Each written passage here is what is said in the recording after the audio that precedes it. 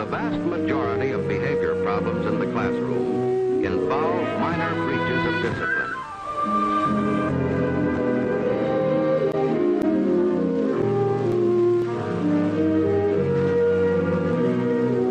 Well, hurry up, don't take all day.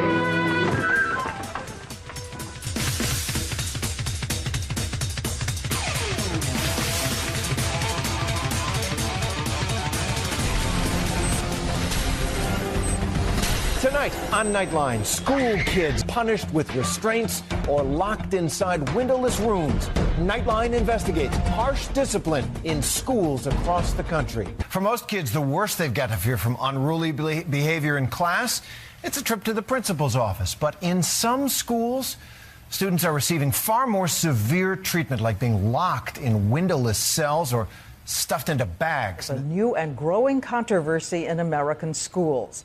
They are called isolation rooms, and they're used to restrain some children. Shocking cases like this one have been reported to Congress of special needs children under restraint getting hurt and even killed.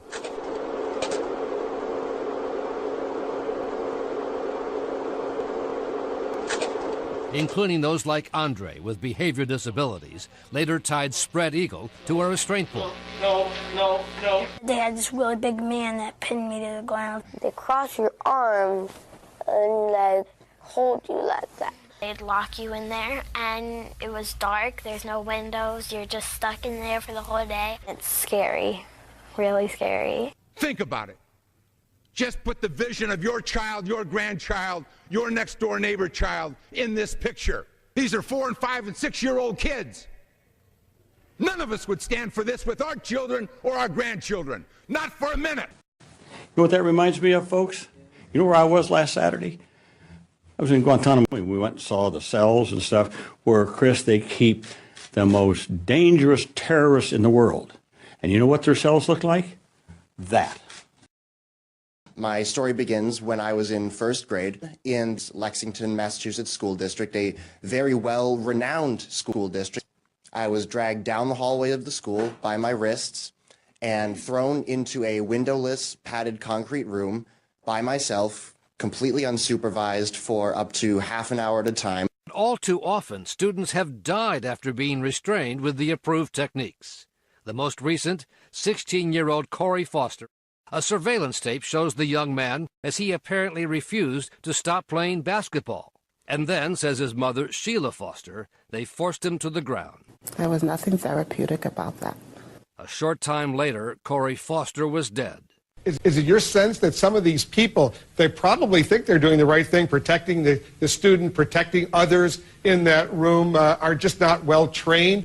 That's right. There's no training. There's often not school policies or state laws or federal laws setting the standards. So it's ad hoc. They figure out how to do it themselves. He was a little fellow. He didn't like to wear a belt.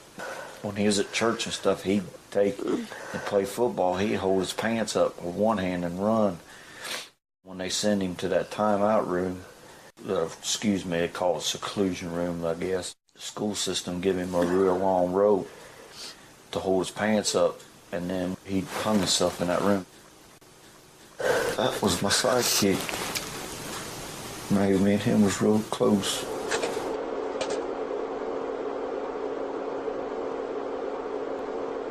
Think about your family. You don't have to take this to the abstract.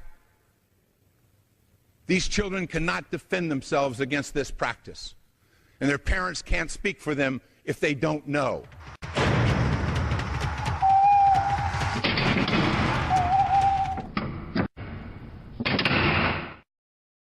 The federal Keeping All Students Safe Act will end restraint and seclusion in schools, but your help is needed to pass it. Our amazing new website will put you and millions of Americans in instant touch with your member of Congress, so you can tell them directly how you feel about the Keeping All Students Safe Act. Thousands of children and families have nowhere to turn, nowhere but you. Join this groundbreaking movement and support this critical Kickstarter campaign now. Be the solution. Keep all students safe.